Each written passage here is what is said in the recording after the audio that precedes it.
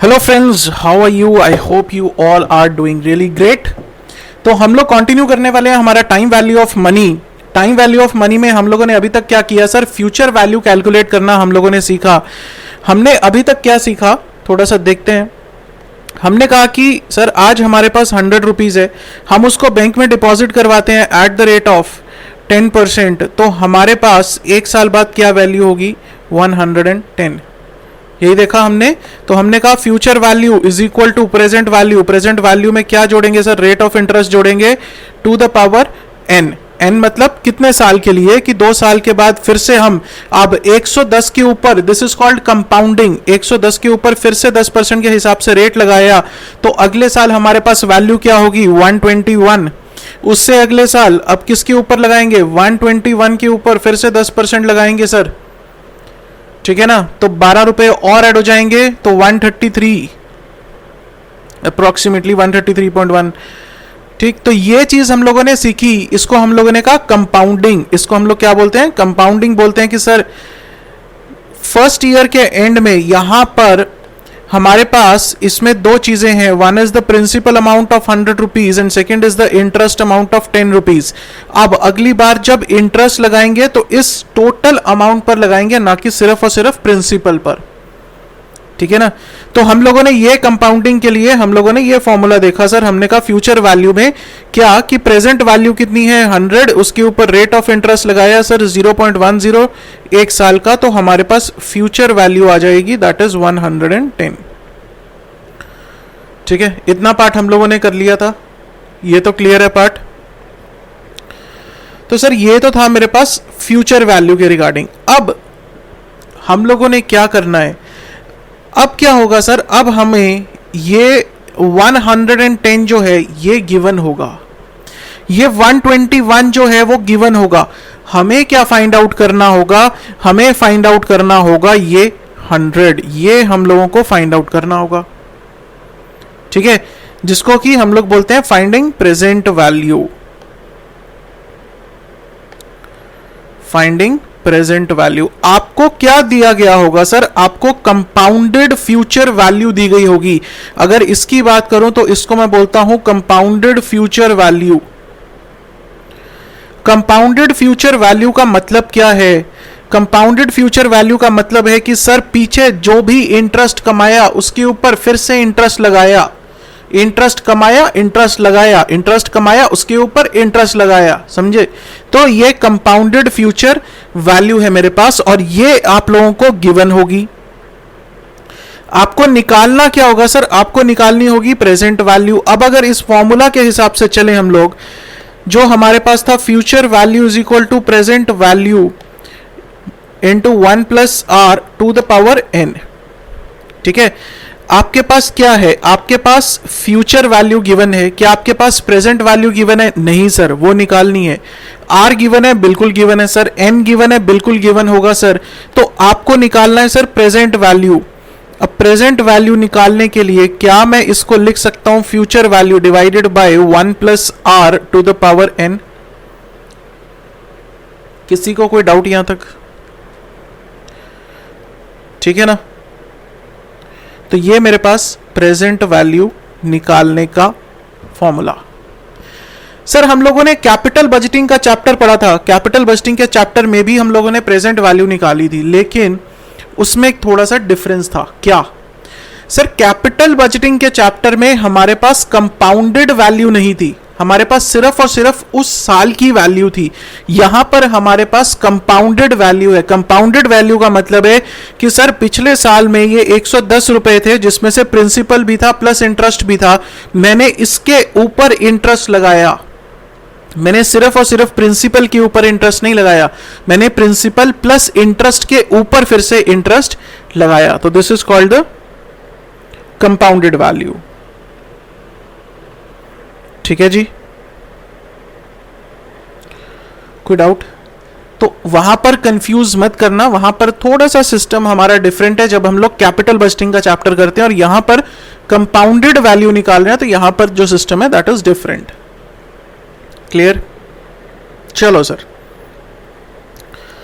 तो ये रहा हमारे पास प्रेजेंट वैल्यू का बेसिक कॉन्सेप्ट है that present value simple definition is present value is the current value of a future amount. It can also be defined as the amount to be invested today at a given rate over the specified period to equal the future amount. कि future में हमें इतना पैसा चाहिए तो आज की rate में कितना पैसा इन्वेस्ट करना पड़ेगा सर.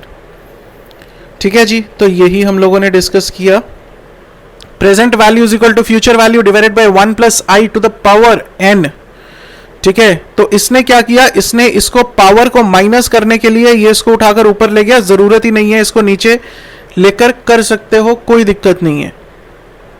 ठीक है, चलो सर इलस्ट्रेशंस पे आते हैं. अब illustration number 8. What is the present value of ₹1 to be received after 2 years compounded annually at 10%. वो कहता है आज की डेट में हम लोग 0 पीरियड पे हैं, हमें नहीं पता क्या वैल्यू है. This is 1 period, this is second period. वो कहता है 2 साल के बाद, this is 1 year first year, this is second year. कहता है हमें 2 साल के बाद ₹1 आएगा. उसकी आज की डेट की वैल्यू बताओ क्या होगी अगर 10% के हिसाब से हमने एनुअली कंपाउंडिंग की है. ठीक है, तो मैंने क्या कहा, प्रेजेंट वैल्यू हम लोग कैसे निकालते हैं, future value divided by 1 plus r that is 0.10 for 2 years. Future value कितनी है sir, 1 divided by 1.1 to the power 2. Sir अब इसकी वैल्यू देखनी हो तो कैसे है, या तो आप लोगों को क्वेश्चन में गिवन होगी, हो सकता है सर पूरी पॉसिबिलिटी है क्वेश्चन में गिवन होगी. अगर टेबल से देखना हो तो कैसे देखेंगे, मैंने टेबल भी खोल रखे हैं सर यहां पर. 1 सेकेंड, यहां पर मैंने टेबल्स भी खोल रखे हैं आप लोगों के रेफरेंस के लिए कि सर अगर टेबल से देखना हो, टेबल से कौन सी वैल्यू देखनी है. सबसे पहले तो future value interest factor of ₹1 per period. ठीक है, the compound sum of ₹1 that is important. कौन सा, कंपाउंड सम. अब इसमें क्या देखेंगे सर, हमने कहा 10% पे. ठीक है, कितने साल का, 2 साल का. क्या वैल्यू है, 1.210. तो मैं इसको क्या करूंगा, मैं इसको लिखूंगा इज इक्वल टू 1/1.210. तो मेरे पास वैल्यू आ जाएगी sir 1 divided by 1.210. This comes to 0.83. ठीक है, क्लियर है. चलो जी, तो ये हो गया सर इलस्ट्रेशन नंबर 8. आ जाओ नेक्स्ट क्वेश्चन पे. Illustration number 9. Find the present value of ₹10,000 to be required after 5 years at the interest rate 9%.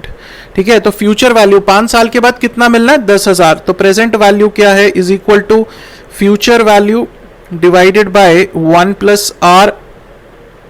ठीक, टू द पावर n. तो फ्यूचर वैल्यू मेरे पास क्या है, 10,000 है.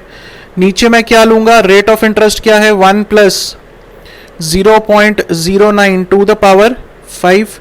इसको हम लोग लिख सकते हैं 10,000 divided by 1.09 to the power 5. अब इसकी वैल्यू आप लोगों को दे रखी है कितनी, 1.5386. सर टेबल से भी सिखाओ. यहां से तो दे रखी है सर, ठीक है, हम लोग निकाल लेंगे. इसको डिवाइड किया, ये इन्होंने डिफरेंट मेथड से किया है. इन्होंने ऊपर ले जाकर इसको पावर में माइनस कर दिया सर.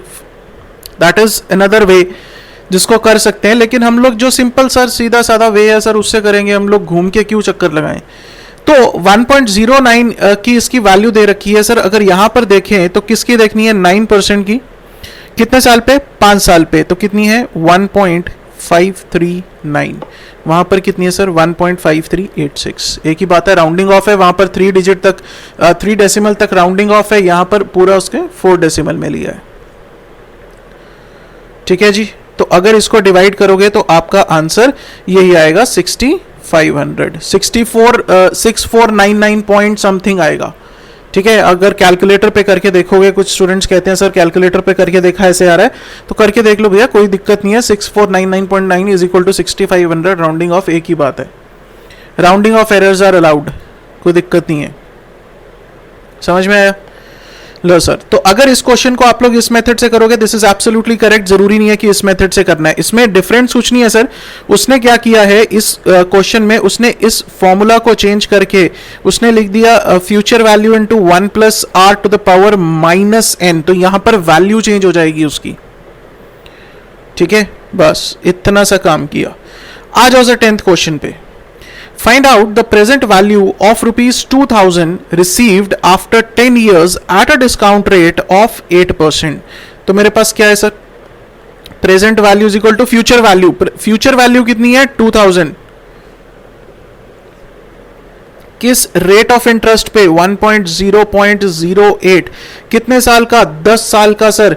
तो मुझे यह बताओ कि 8% पे 10 साल का कंपाउंडेड इंटरेस्ट कितना है, किस पे, 8% पे, ठीक है, कितने साल का सर, 10 साल का, 8% पे, 1 सेकेंड, 8% पे 10 साल का 2.159, कोई डाउट, 8% पे 10 साल का 2.159, 2.159, तो इसको कैलकुलेट करोगे तो आपके पास 926 वैल्यू आ जाएगी। इन्होंने डिफरेंट वे से किया है, ठीक है जी, क्लियर है। तो आप लोग सिंपल सी बात रखो, आप लोग एक फंडामेंटल से चलो, सिंपल फंडामेंटल है जो हम लोगों ने डिस्कस किया कि sir present value is equal to future value divided by 1 plus r to the power n. आपने इसी फंडामेंटल से चलते रहना है और बिल्कुल सही चलता रहेगा, कहीं आप लोगों को दिक्कत नहीं आएगी, ठीक है। Moving on, illustration 11 and the last one. What is the present value of rupees 50,000 to be received after 10 years at 10% compounded annually? ठीक है जी, क्या मतलब सर, प्रेजेंट वैल्यू निकालनी है तो फ्यूचर वैल्यू कितनी है 50,000 की, किस रेट ऑफ इंटरेस्ट पे 1 प्लस 0.10, कितने साल का, 10 साल का।